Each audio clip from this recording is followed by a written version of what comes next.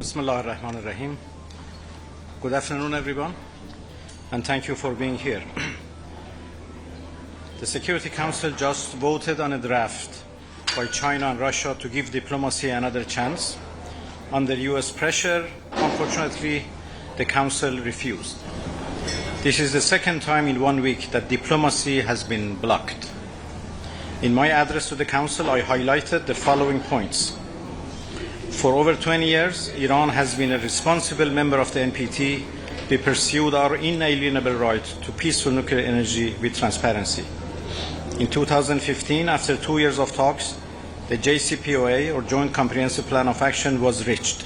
It was endorsed unanimously by Resolution 2231. The IAEA issued 15 consecutive reports confirming Iran's full compliance. No other nuclear program has been inspected more. Yet in 2018, the United States walked away from the deal in violation of Resolution 2231. No legal grounds, no justification. Iran remained fully compliant for a year. Only after the E3 failed to honor their promises did Iran take lawful, gradual, remedial measures. Today's crisis is the direct result of US withdrawal and Europe's inaction. The US betrayed diplomacy. The E3 buried it. For years, the US and the E3 misrepresented Iran's peaceful program. They echoed Israel's false claims, even as Israel maintains the region's only nuclear arsenal outside the NPT. The double standard is glaring. Despite assassinations, sanctions, and bombings of IAEA-monitored facilities, Iran has not violated the JCPOA, the NPT, or our safeguards obligations. When the current US administration called for dialogue, Iran responded in good faith. 5 rounds of talks were held. On the eve of the 6th, Israel, with US backing, attacked nuclear facilities in Iran and murdered our scientists, including women and children. This was state terrorism. It was never condemned by the E3, US, or even IAEA.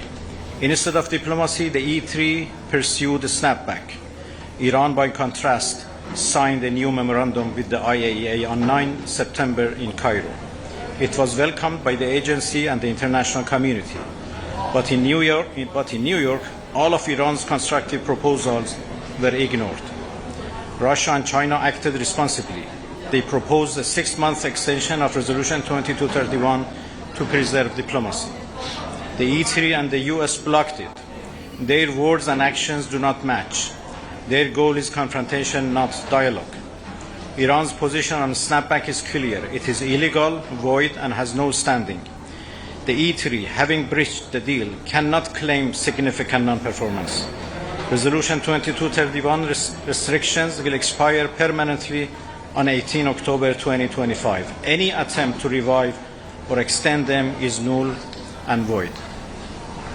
We call on the Secretary General to stay clear of any role in reviving expired sanctions. Those who pursue these unlawful paths will bear full responsibility for damaging the United Nations' credibility and for the humanitarian impact on the Iranian people. This dangerous precedent must not stand. If agreements can be broken at will, no nation can trust international commitments. If unlawful measures are enforced by power instead of law, the Security Council itself will lose authority. Let me end with this. Military attacks have failed. Snapback will fail too. The only solution is dialogue and diplomacy. The JCPOA proves this. Iran will never bow to pressure. We respond only to respect. The choice is clear: escalation or diplomacy. The responsibility lies with those who broke their commitments and undermined international law. And thank you. Foreign Minister, can I ask you, James Bays from Al Jazeera, snapback seems inevitable in a matter of hours. What will that mean for the people of Iran? And after snapback in the short term, is there any opening now for diplomacy? Well, as I said in my statement, this mechanism is the activation of this mechanism is illegal and should considered void and null.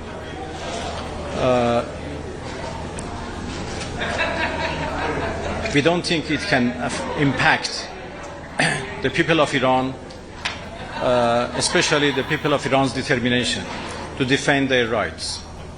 The question is, what it impacts is diplomacy. It closed the way of diplomacy. We have been always ready to engage in diplomacy, and we have proved that when we negotiated JCPOA, when we negotiated with the United States before the attacks, and every time we were called for that. I came here with clear proposals to give diplomacy more chance, and I regret that the proposals were refused by the other side. So we have to think about the diplomacy rather than confrontation and escalation. Foreign Minister, your reaction, and what are the next steps now for the Islamic Republic of Iran? Well, we have already said that this act by E3 and the decision by the Security Council would affect Iran's cooperation with the agency. I made a very good agreement with the agency to make a new framework for cooperation between Iran and the agency in the new circumstances, which was signed in Cairo. And it is very unfortunate that if everything is activated, then this agreement between Iran and the agency would also is gone and cannot be implemented.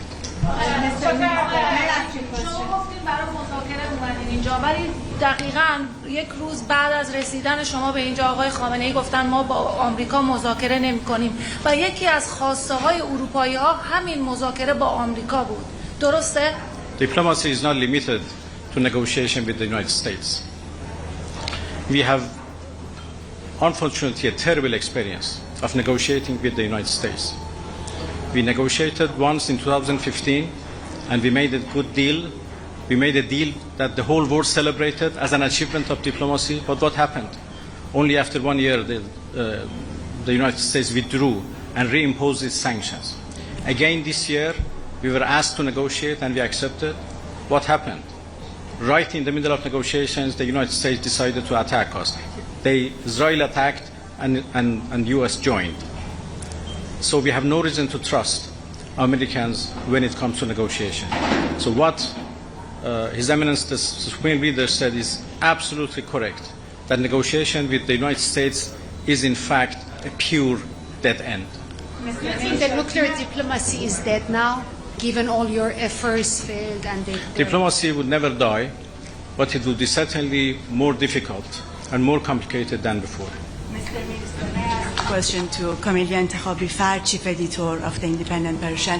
You just discussed about a proposal has been approved with France, and you had the framework which has been considered as the base on the negotiation with the others. Could you please elaborate more about this proposal and the other proposal which you had and currently being refused? I will elaborate on those proposals in proper time. Some of them are still under consideration. We have shown our good faith by presenting good, doable proposals which could have resolved this problem without any need for tension or confrontation. I'm so sorry that my proposals have not been met in a positive way, and I hope that in the remaining hours, would be some chance for them. I will give details of those proposals, as I said, in proper time. And thank you so much. Thank you.